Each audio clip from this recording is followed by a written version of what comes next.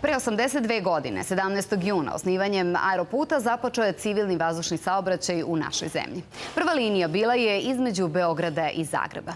JAT danas za Zagreb ne leti, ali se posle 15 godina sankcija i blokade uspešno vratio na tržište Evrope i Bliskog istoka, a u planu je i obnavljanje flote. Priča koja sledi je o ljudima koji su učestvovali u usponu kompanije.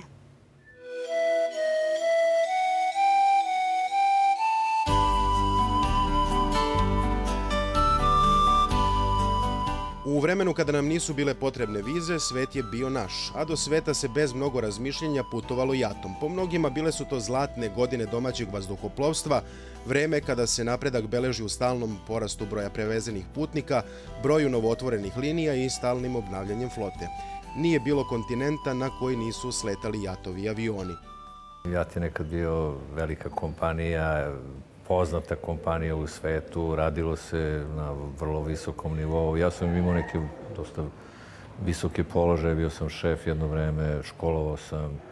Bio sam šef na devetki, pa je devetka bila školski avion, tako da smo mi isključivo školovali i kopilote i kapetane. Sjećam se da smo jedne godine imali 80 kapetana, 80 ispita sam ja održao za kapetane. Ja sam radila u školskom centru JAT-a na obuci stjuardesa mladi koje su dolazile svakog meseca i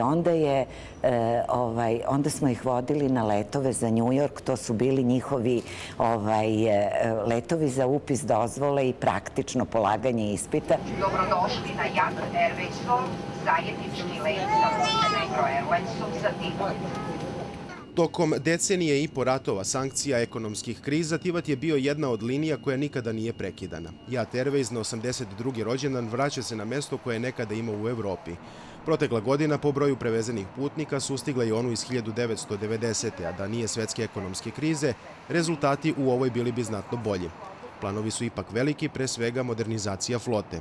Ono na šta putnici nisu morali da čekaju jeste podmlađivanje kabinskog osoblja. Ivana Subotić odnedavno radi u JAT-u.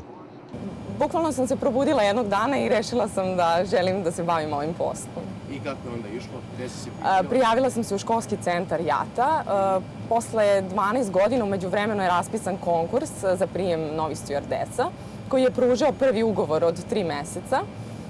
I tada sam prošla sve te kvalifikacije, slušala se nastava, polagali smo razne ispite i nakon toga počela sam da radim.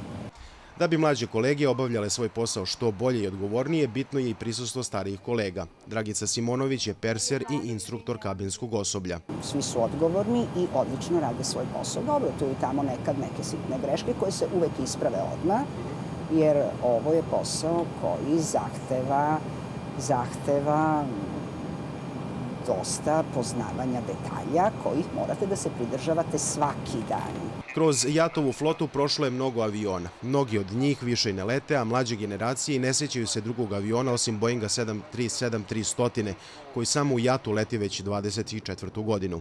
Uskoro bi moglo da se desi da JAT obnovi svoju flotu. I dok se na drugim nivoima stručnim i političkim raspravlja o izboru proizvođača, piloti nemaju dilemu.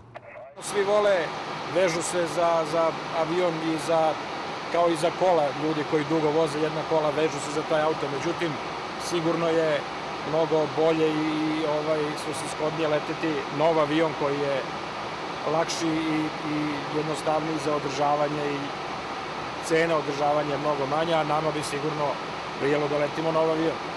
Koliko god se mi sami, ali i stranci šalimo na račun tačnosti JAT-ovih polazaka, neosporna je bezbednost koje se uvek posvećivala velika pažnja.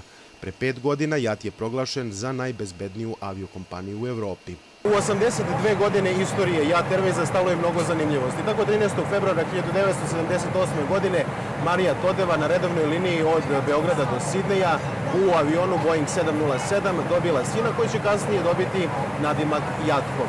JAT Airways je bio i prva evropska aviokompanija koja je poručila i dobila avion tipa Boeing 737-300, a prvi od njih sletao je na beogradski aerodrom 8. augusta daleke 1985. godine. Da biste radili u avionu, da li kao pilot ili kao kabinsko osoblje, potrebna je pre svega ljubav. Međutim, malo ko zna da među sadašnjim i bivšim jatovcima ima ogroman broj fakultetski obrazovanih ljudi. Pre svega profesora jezika, ali i slikara. Ja sam izabrao da budem pilot da bi mogao da studiram slikarstvo. Ova profesija mi je omogućila da obiđem svet. Naravno, ja sam obilazio galerije.